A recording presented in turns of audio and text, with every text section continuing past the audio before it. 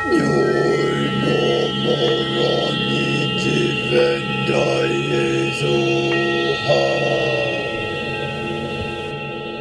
kindred longevity lifestyle designers, this is Zach here with secretsoflongevity.com. I'm going to answer some questions today, and I have some other comments that about various things that are going on that I'll sort of intersperse with that. I'm leaving for BC for a week this Tuesday, so that would be August 9th till August 16th, 2011. And yeah, if anyone out there lives in BC, send me a message and there might be an opportunity to meet for a drink or something, tea or something like that. I'm actually staying in Point Roberts, which is technically Washington, but it is, you have to get to it from Canada because of the border, the way it's just a straight line across that part of Canada and the US. It is sort of like a little point, it's called Point Roberts, that sticks out into the with ocean or water around it, and the mainland US is separate, so you actually have to go up and around through Canada. So you go to Vancouver, then you drive down to Tsawwassen, which is where all the ferries go off to Victoria, and then a little further south is Point Roberts. It's only an hour and a half out of Vancouver, I believe, or even an hour if that. I grew up going out there very frequently, at least once a year, because my grandparents lived out there. I still have lots of relatives out there. There's a wedding I'm going to, a cousin's wedding, and some other things. Just so if you happen to be in the area, let me know, personal message, or let me know on Facebook, and we can hopefully meet up.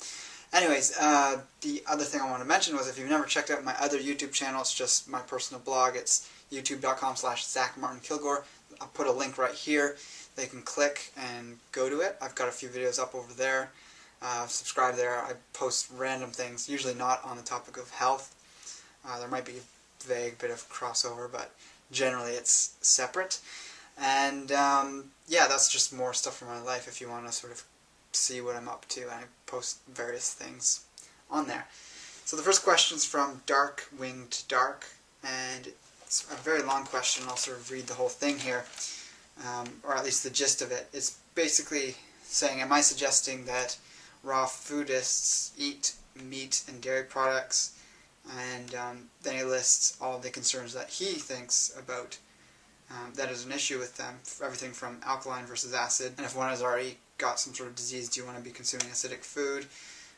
Also issues with curling photography and the lack of aura, or the darkness of the aura around animal foods, specifically meat, because it's dead, and pathogenic bacteria, and also I was talking about iron at one point, and heme iron is better absorbed, and he was referring to Truth Cocking, mentioning that we get too much iron and that we should get more copper because that deflects radiation.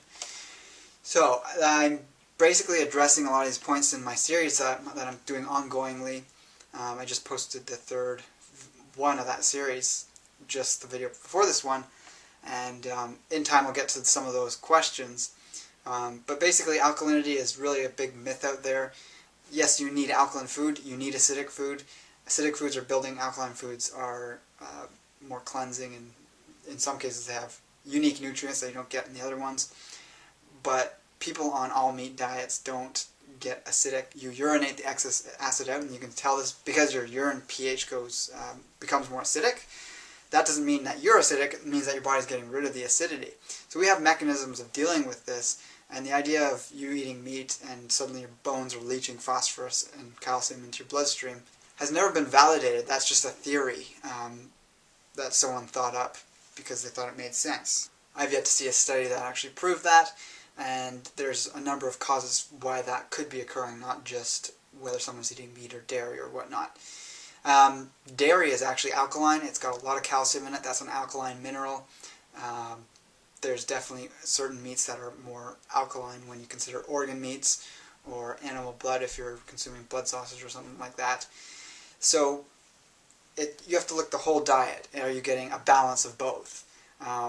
In a vegan diet, your acidic foods are going to be the grains, the roots, vegetables, and the nuts and seeds. These are the things that have the caloric density to fuel you. Yes, you could eat a lot of fruit, but even that, certain fruit tends to be more acidic than others. Really, your most alkaline foods are going to be your basically your barks and stems if you're making teas, greens obviously, certain fruits, and also the bones, some organs, and milk of various types of animals. I mean, you just have to kind of look at the people out there promoting the pH diet and kind of look at their health and their results. Some of their weird recommendations, like if you need calories, eat a dozen avocados. It's just a little bit absurd and not realistic, not what humans have ever done, and it doesn't make you healthier as far as I can tell. Next sort of issue is pathogenic bacteria and other things like that. And I've already talked about that in past videos. You can avoid these by following certain protocols like consuming pasture-raised healthy animals that aren't going to be sick. You don't want to be storing things at room temperature. When it comes to dairy, it can be fine to be left out if you're making a yogurt or a kefir or fermenting it into a cheese or something like that, and it needs that heat, but then you obviously after that want to store it in the fridge, otherwise it's going to keep going. And of course, with my comments on iron in the past, that was based on the fact that I was iron deficient. The iron in animal foods is much more absorbable than in plants, or more quickly absorbed, which is why I was talking about that at the time. Yes, excess iron can be an issue, but even for the majority of people who have been vegetarian or vegan, they're going to have slightly lowered iron levels, and they could use a bit of extra iron to get a bit more color in their face and improve the health of their blood. Travis Michael Buist, I hope I said your last name right there, asked a great question, one I'm going to enjoy answering, is what are the top 5 herbs for bodybuilding? And I'll just say these are going to be herbs that are good for any sort of strength exercise, but definitely for bodybuilding as well. Number 1, of course, is going to be elk antler, velvet, or deer antler, just because it's so well targeted to repairing the body, restoring a whole host of tissues that have broken down, from ligaments to tendons to muscle tissue, and greatly accelerating that healing process. It's also very high in IGF-1 and a host of other growth factors, and yeah, it's just remarkable the results you get. When I was using it during my bodybuilding program I did for 3 months, I experimented with using it for a week and then going a couple days with it on the same program, and I found basically I just had more soreness for longer in certain areas of my body for days afterwards, as opposed to when I was using that I was sleeping deeper. I was just having a sort of vague sense that things were working better. So when you use this continuously and in larger amounts, you're going to notice an even more profound effect.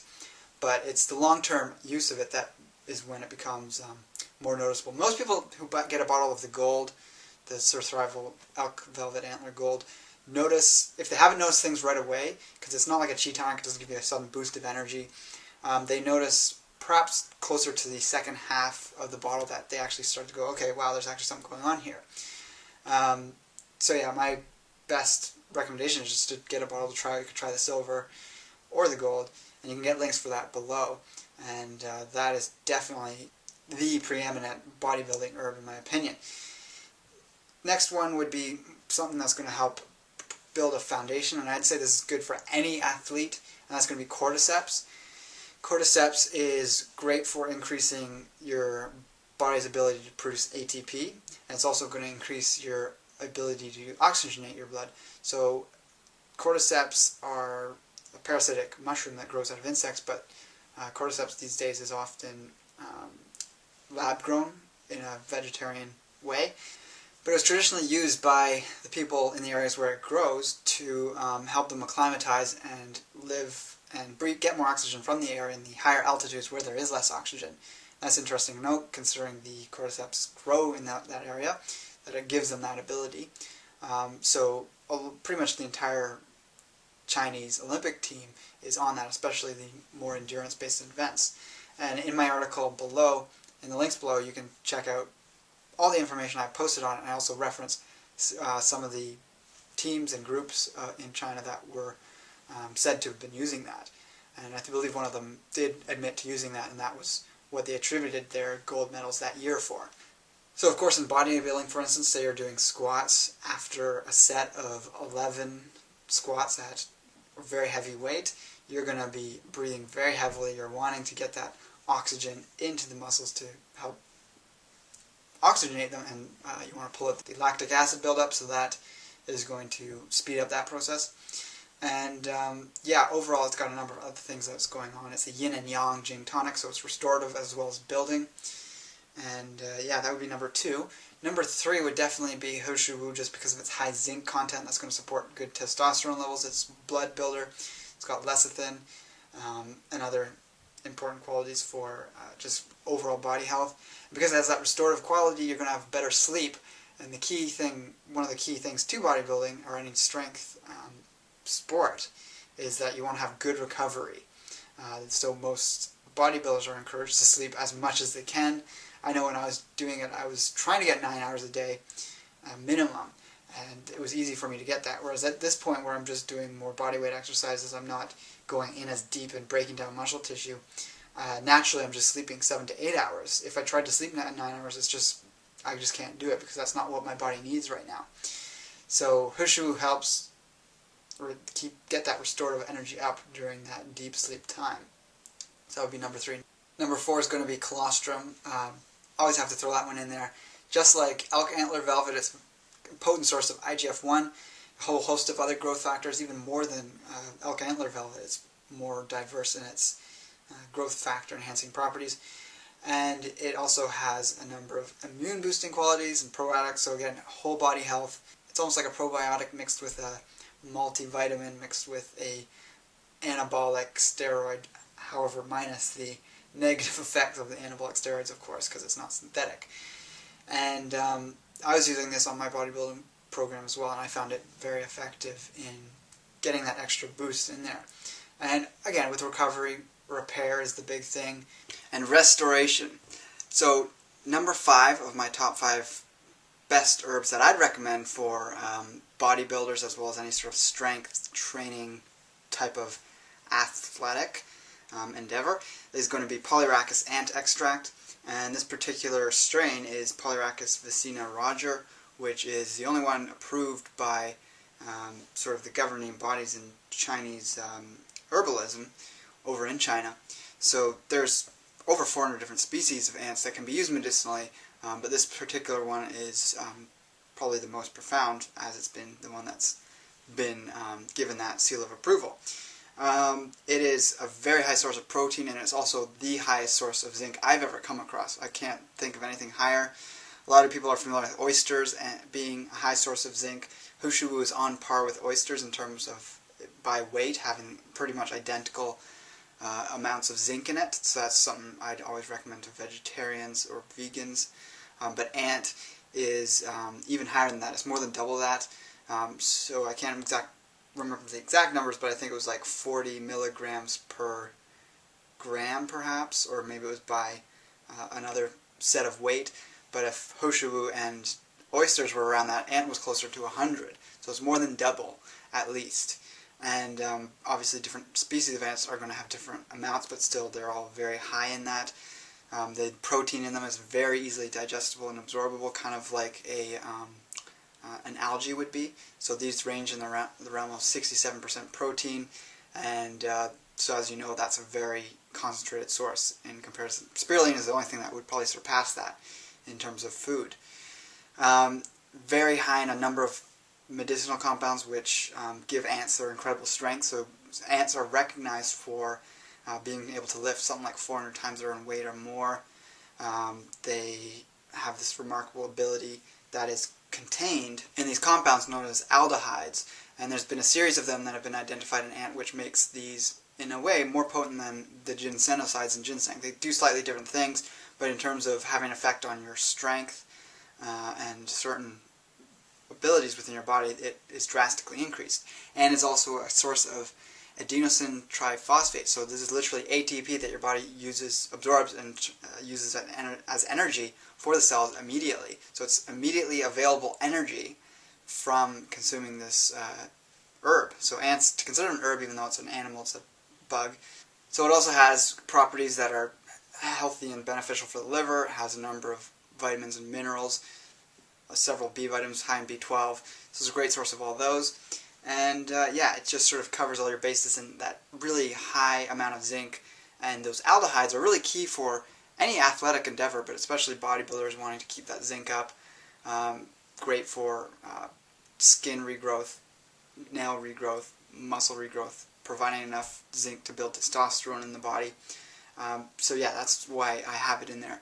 And the aldehydes speak for themselves. They're the compounds that help the ant be so strong.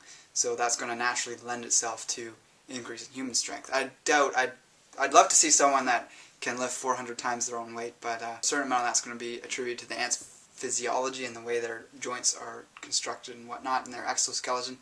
But humans can definitely increase their strength by taking a substance such as this. So that ATP is great if you need the boost and motivation to get out to the gym. You can take a little bit of that beforehand. So you can get the ant, the hushu, and the cordyceps at Hyperion Herbs. They just started carrying the ant. I have a link to the Hyperion Herbs website there. And then also Surthrival for the colostrum and elk antler you can get at the link below that.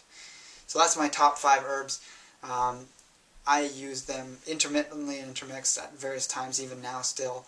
And yeah, they're some of my favorites. And I've got articles below for the ones that I've written articles about as well. Re27 Marn has asked me to comment on the research of milk binding to antioxidants in foods.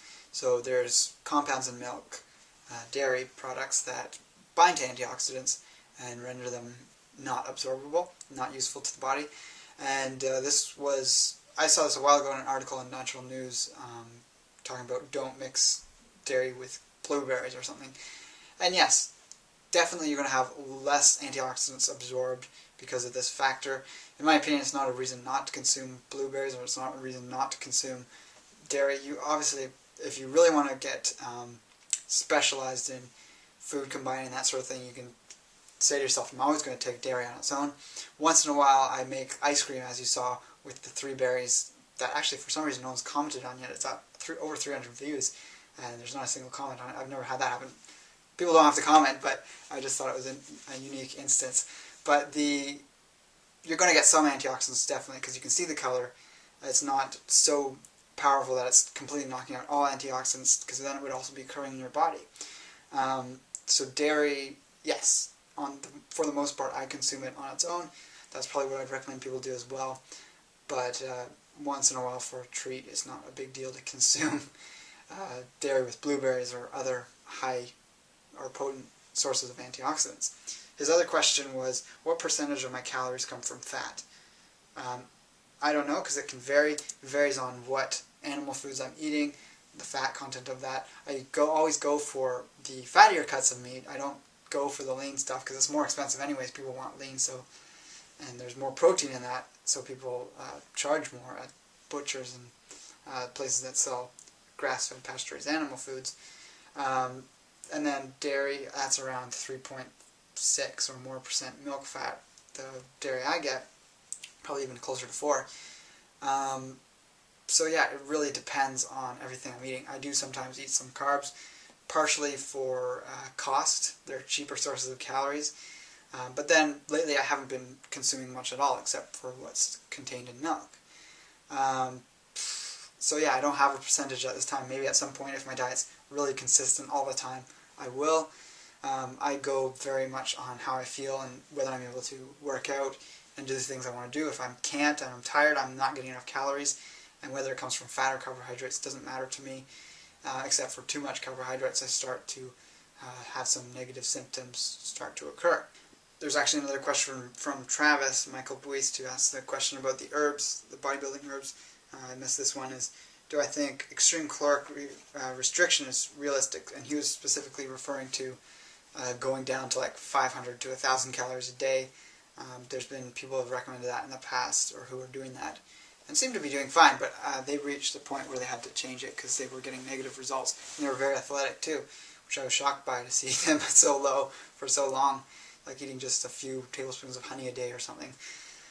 I think that for short periods of time that can be a good fast to cleanse, and I think that's actually better than doing a complete fast where you're just on water or just even on juice for long periods of time. So just lower your caloric intake, and I've done that at times, gone 2 or 3 days where I'm eating less than 1,000 calories.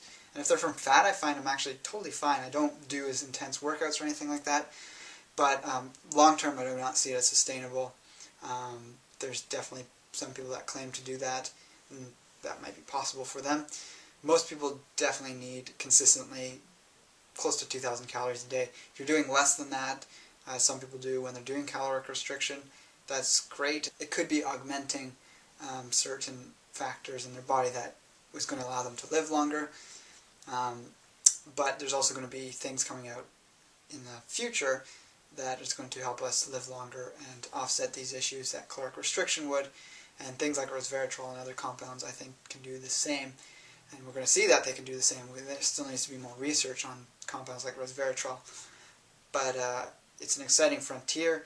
And I'm personally not a fan of caloric restriction long term, just because of what I've seen in the results of some people with low bone density, low testosterone, and other problems that I think are going to detract from your health in the long run, are somewhat hard to reverse. And then the final question is, you look a little bit like Alan Watts, are you a Capricorn? No, I'm not a Capricorn. And that was by Selena6. I'm a Taurus, and yeah, that might give people an idea of why I sometimes address the topics that I address, and am as headstrong on certain issues as I am. Anyways, there's two other questions here, but I don't have time to get into them. I'll answer them in a future Q&A, and of course there's going to be more questions that will build up. I do one a little sooner here. So again, as always, ask questions below, and I'll put them in this file so that I can ask them in the next one. And if you have a lot of questions, or you have a need to alter your lifestyle in some way, definitely set up a phone consultation with me. I've got a link below which will take you to a place on my site which has the information on how you can set that up. I'm going to be changing the email consultations to a format where I actually make a video to respond to you. So you send me an email with questions, I'm going to respond to them on video as a private video. I'm not going to just post it on my channel, obviously, but you'll get that and you can refer to that. You can download that off YouTube if you even want. So you'll be the only one that can look at that, and that's just a way for me to answer more in a shorter period of time, because the email consultations I've done have been difficult in the sense of trying to get in as much as I want to, whereas a phone consultation I can obviously say a lot more in 1 hour than I can in a week's worth of daily emails. So if you're interested in that, definitely check that out. And of course, as always, check out the links below for the products I've talked about. Purchasing through those links helps support me and keep these videos coming, and to allow me to grow, and pretty soon here also get a new computer so that I can step up the quality of the videos. And with that, take care and embrace life without limits.